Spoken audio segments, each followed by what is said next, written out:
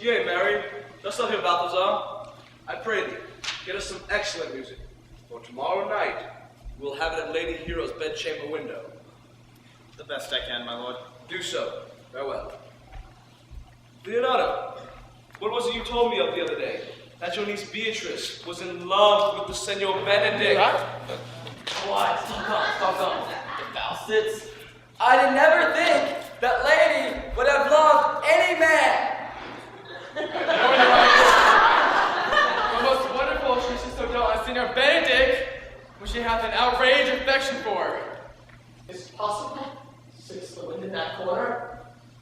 By my troth, my lord, I cannot tell you to think of it, but that she has an outraged affection for his Benedict. This is most true.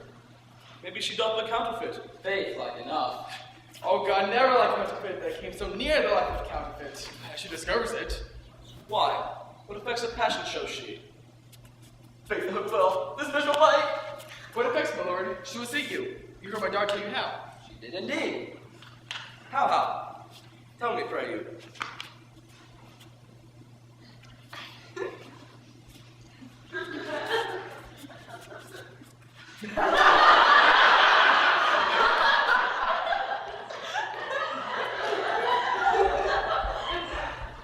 You amaze me. I would have thought her spirit had been invincible against such assaults of affection.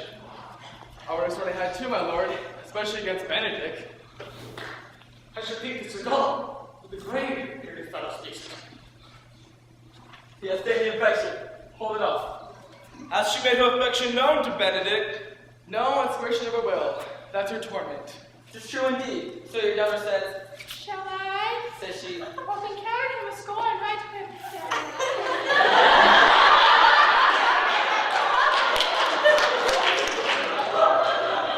this shows she's being too right to him, for she slept her 20 times a night, and then she sits on her smock until she read a sheet of paper. My daughter tells us all. now you talk of a sheet of paper. I remember a pretty jest your daughter told us of. Oh, when she had read it, was reading over, she found Benedict and Beatrice between the sheets. Oh, she threw that letter to 1,000 halfpence, railed herself to be so immodest that she should flout him. I love him, says she, but no spirit should flout him. I should. Then down on her knees she falls, weeps, sobs, beats her heart, tears her hair, prays, curses, oh, sweet Benedict, God give me patience!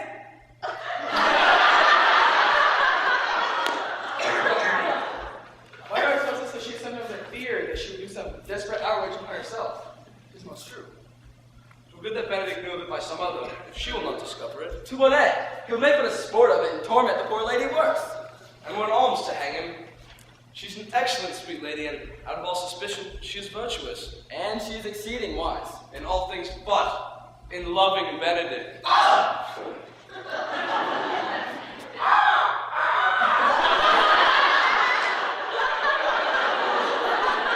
I'm certain, for I am her uncle and her guardian. I would she had bestowed this dotage upon me. I would have dapped all of the respects I made her half myself. But I pray you, tell Benedict of it, and hear what he will say. Do you want to know what Hero thinks? Yes. Hero thinks surely she will die, for she says she will die if he loves her not, and she will die ere she makes her love known, and she will die if he woos her, rather than take one breath of her accustomed crossness. She doth well. Should she make tender of her affection, 'tis possible he'll scorn it. For the man, as you all know, hath a contemptible spirit. He is a very proper man. He hath indeed a good outward happiness. For God, and in my mind, very wise. He doth indeed show some sparks that are like wit. And I take him to be valiant. As Hector, I assure you, and in the managing of quarrels, you may say he is wise, for he either avoids them with great discretion, or undertakes them with the most Christian-like fear. If he do fear God, I must necessarily keep peace. If you break the peace, he had to enter a quarrel of fear and trembling. And so will he do, for the man doth fear God, though it seems not hindered by some large jests he will make. Well, I am sorry for your niece. Shall we go seek Benedict, and tell him of her love? Never tell him, my lord. Then wear it out with good counsel. Nay, that's impossible. She'll wear her hut out first. Well, let it cool the while. We will hear of it further by your daughter. I love Benedict well, and I wish he could modestly examine himself to see how unworthy he is so good a lady. My lord, we walk. Dinner is ready.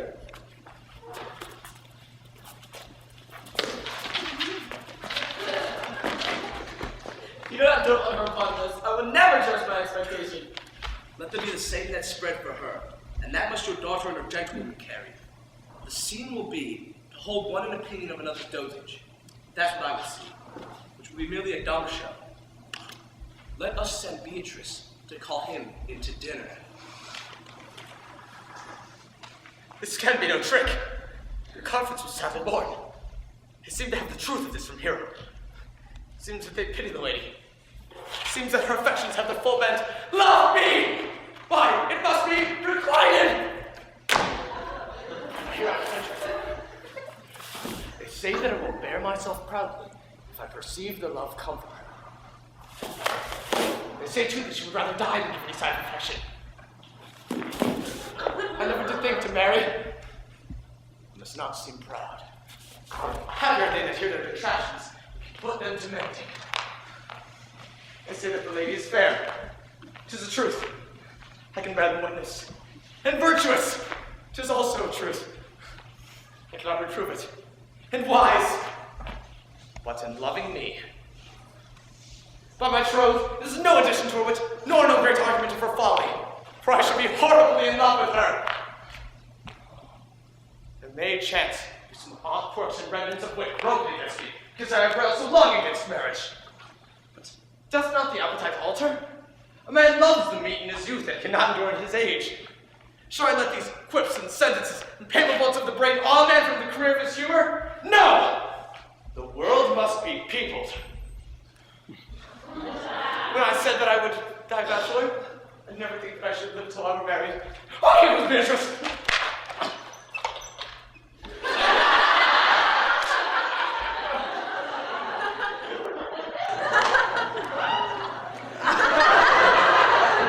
Against my will, I am sent to bid you come into dinner. Sweet Beatrice, I thank thee for your pains. I took no more pains for those thanks than you took to thank me. Then It you would have been take. painful, I would not have come.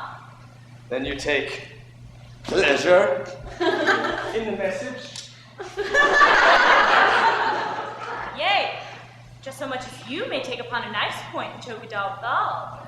You have no stomach, senor? Very well.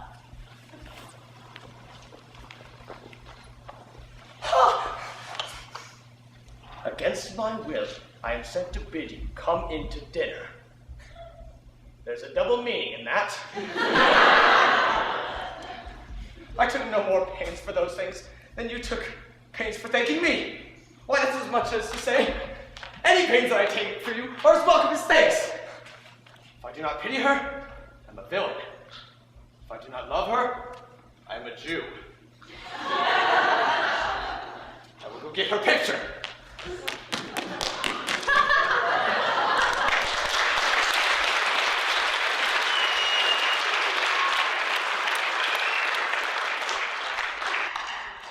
Margaret, run thee to the parlor. There shall find my cousin Beatrice proposing with the Prince and Claudio. Whisper in her ear and tell her that I and Ursula walked in the orchard and our whole discourses of her. Say that thou overheardst us and bid her steal into the pleased flower, where honeysuckles ripened by the sun forbid the sun to enter, like favorites made proud by princes that advance their pride against the power that bred it. This is thy office, bear thee well in it, and leave us alone. I'll make her come, I warrant you.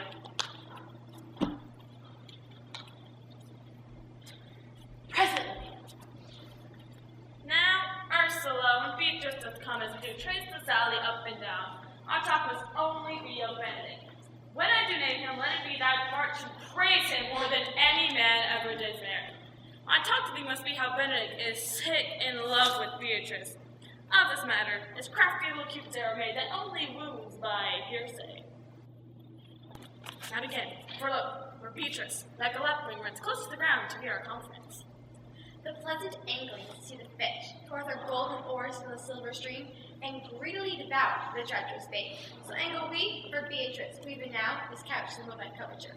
Fear not my part of the dialogue. Then go we near her, that her ear lose nothing on the false free faith that we lay forth. Ursula, she is too disdainful. I know her spirits are coy and wild as haggards of the rock. But are you sure that Benedict loves Beatrice so entirely? So says the prince and my neutral lord. Did they bid you tell her of it, madam? They did entreat me to acquaint her of it, but I persuaded them, if they loved Benedict, to wish him wrestle with affection and never to let Beatrice know of it. Why did you so? Doth one the gentleman deserts to full and fortunate bed, as for Beatrice shall couch upon? O God of love, I know he doth deserve as much be yielded to a man, but nature never framed a woman's heart of prouder stuff than that of Beatrice. Disdain and scorn rise sparkling in her eyes, misprizing what they look on, and her wit values itself so highly that to it all matter else seems weak. She cannot love, nor take, nor shape, no project of affection. She is so self-endeared. Sure, I think so, and therefore it were not good, if she knew his love, lest she make sport at it. Why, you speak truth. I never saw a man how wise, how noble, young, rarely featured, but you would spell him backwards. If fair-faced, why, she would swear the gentleman should be her sister.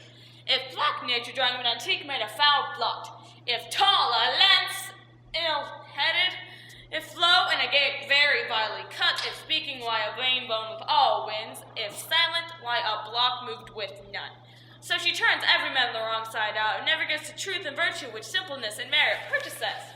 Sure, such carping is not commendable. No, not to be so odd from all fashions as Beatrice is cannot be commendable.